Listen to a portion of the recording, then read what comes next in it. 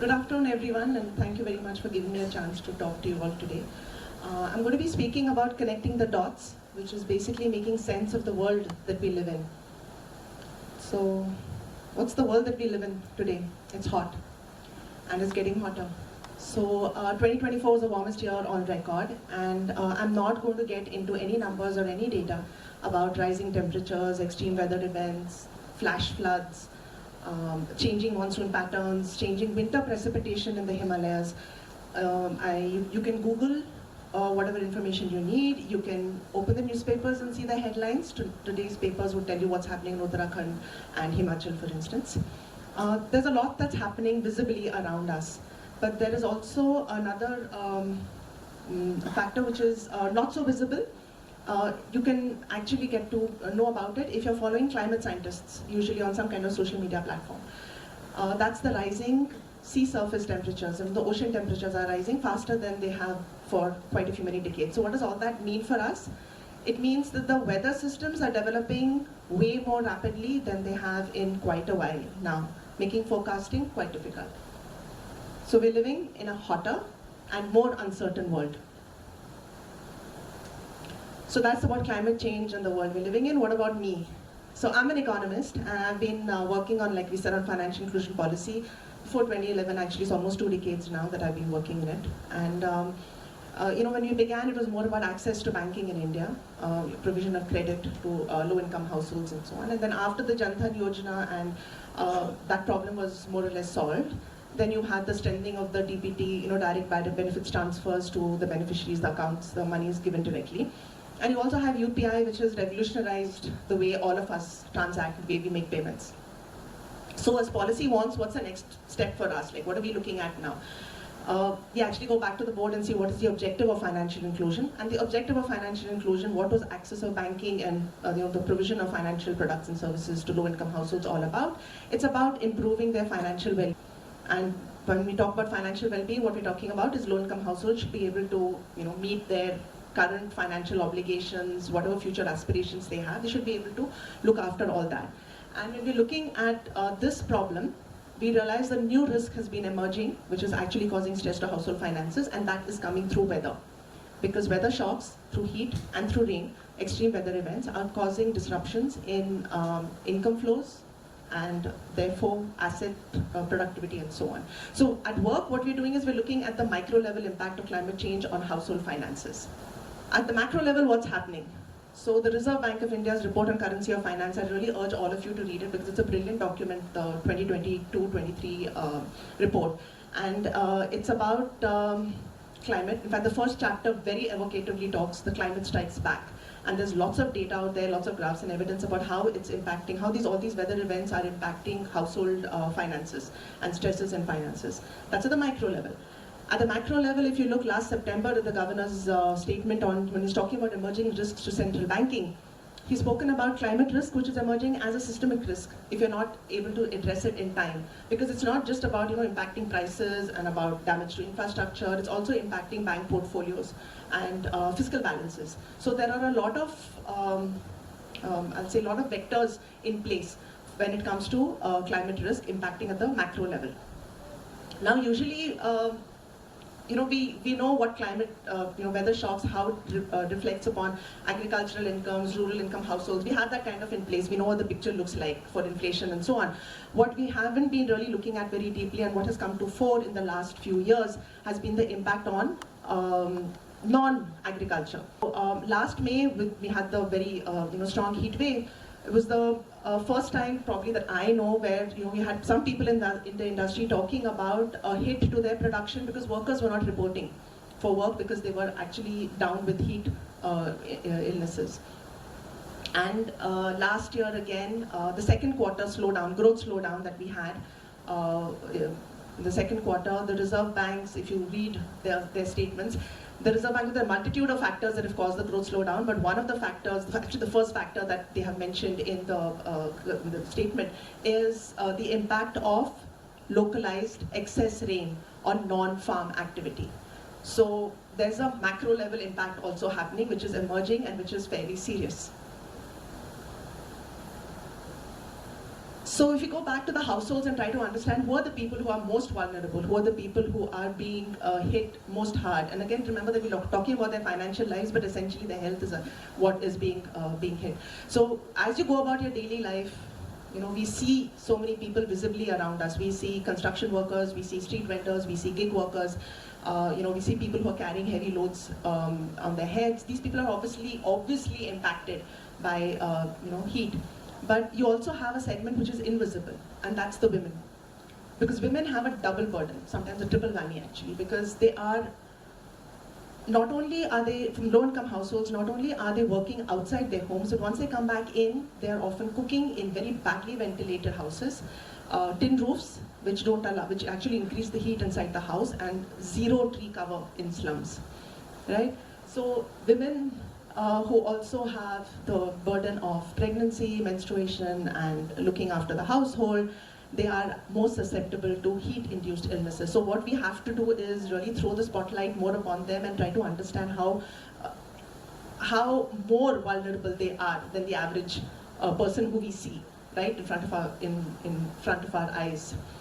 Now, Arthur Global has done people are working on this and trying to identify, who are the people who are affected. So researchers, I'll only mention one research study which was by Arthur Global last year. They did about 20,000 households across the country, and in May they found that more than 40% of the households reported one member sick during the month of May, and more than 60% of those households said that the person was sick for more than 5 days. So you can imagine what it means for 5 days income loss for a household that's depending upon daily wages.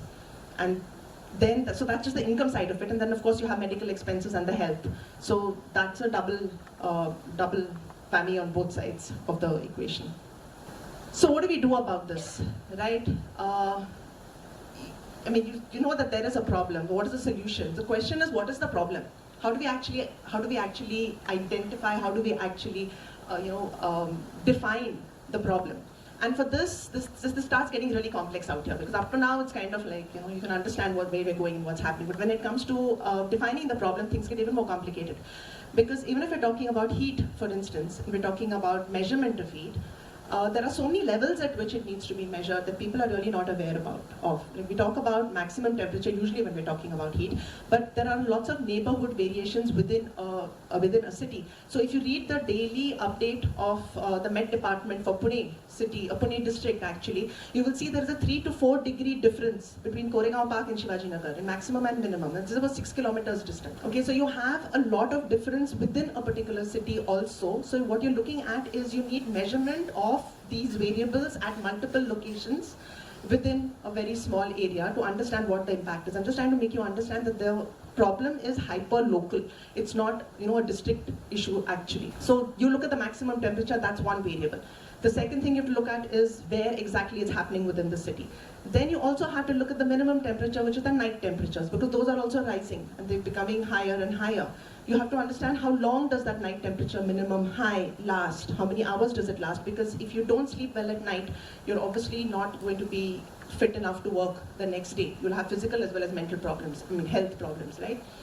And apart from just maximum and minimum temperatures, you're also looking at how many days this is going to last, or how many nights is this entire duration. So that length or that interval also matters as a part of the equation of understanding what the body is actually going through. And then you have an additional factor, which is the humidity, because the body can't sweat beyond a particular temperature, so of a particular amount of humidity, so that has to be factored in. So now people are looking at wet bulb temperatures, that has to be measured. So you can understand that there are levels and levels of measurements, there are levels and levels of indicators, and for all of us, even if you don't have the granularity of measurement of variables and you don't have the granularity of locational measurement, what all of us really have to understand that averages mean nothing. They really mean nothing, and we have to get more understand how complex the problem actually is. That's before we even come to the solution. So once you understand that, okay, there are all these problems that are there in measurement, the next part of it is about forecasting. Are we going to know when this heat is going to happen? Are we going to know when rain is going to fall? Are we going to know what the interval is? Because flash floods happen with a huge torrential amount of rain in a very small amount of time. Can we talk about this? Can we forecast this in advance so that people can take care of themselves? there itself, like I told you before, it's getting more and more difficult. Ability is it's a little more challenging, let's say. However much tech and all is thrown at it, it is getting more challenging because the systems are changing so rapidly. The underlying factors are changing so rapidly. After all that is done, then we come to the solutions. So when you're looking at the solutions, there are a host of solutions, of course, that are there. At the policy level, if you're looking at heat, you have the National Disaster Management Authority, the NDMA, which has a heat action plan. Now that's the framework that's made quite a few many decades ago, but most states don't have it. Most districts in India don't have it. Pune definitely doesn't have it. And in fact, Pune, our municipal corporation's environment status report had mentioned the word urban heat island effect once, 7 years ago, never after that. So the question of sensitizing the administration is one part of the problem. Second is sensitizing, let's say, even in the heat action plan, if you look at the framework, they don't talk about financial products and services that can actually go towards helping out people in stress.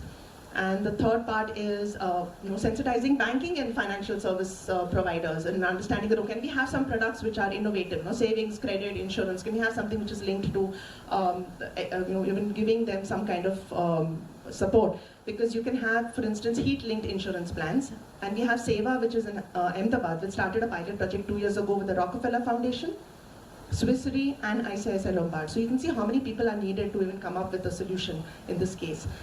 For their members, for heat, there was a pilot project 2 years ago, and then last year they did a very successful rollout for more than 50,000 members, I think, who got a payout because the temperature crossed a particular amount. Now, even then, we've heard from them saying that you need to have awareness about the fact that heat is a problem. Most people don't realize that heat is a problem and you need to actually look after it. They don't understand that there is a problem to be solved. So we're still at that stage, actually. Even if you're looking at collaboration at a community level for rains, for instance, for flash floods in Kerala, the community has worked. They set up a system of rain gauges along the river, along the villages, and they have a system of telling each other what's happening as the water starts filling up higher and higher. So people downstream start getting some kind of advance notice. So that's where the community starts looking after itself, when the policy is not really effective enough, let's say. So that's about policy solutions from private sector and so on. And I think you kind of got an idea about what the dots that I'm talking about. I'm talking about climate change, I'm talking about macro impact, I'm talking about micro impact, financial vulnerabilities, households, urban policy, urban planning. All these things are interconnected. But where do you and I come in? Where do we fit into this entire, it sounds very abstract right now, it sounds quite theoretical, all right, but where do you and I come in? So I have been, for more than a decade now, part of a community group in this area of Deccan, which is where Kale Institute is located.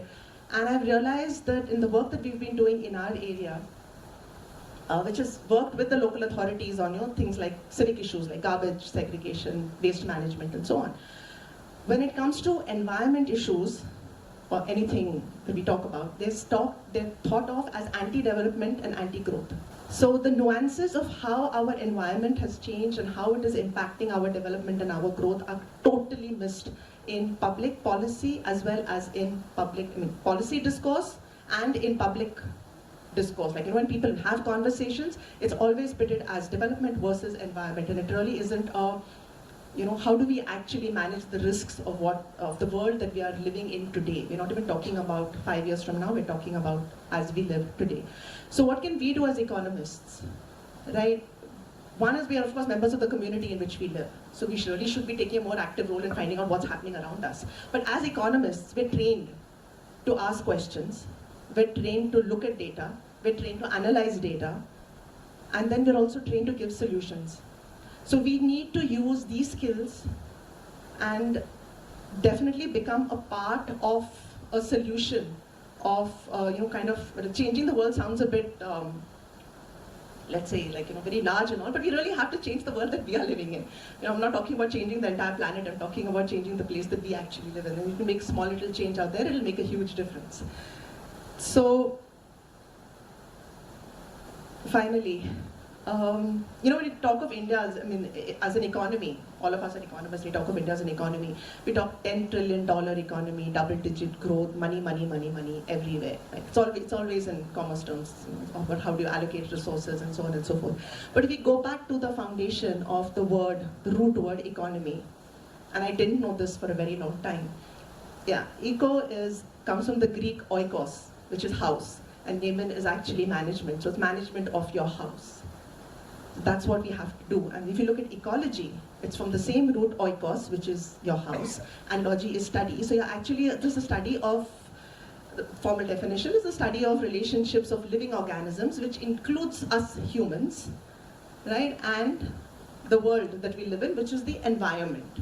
So I think, if we, all of us, put our minds to it, stop living in the silos that we are, and start connecting the dots and see what we can do as economists and as citizens of the communities in which we are living, we can definitely make the future a better place, easier, and a safer life for people. Thank you.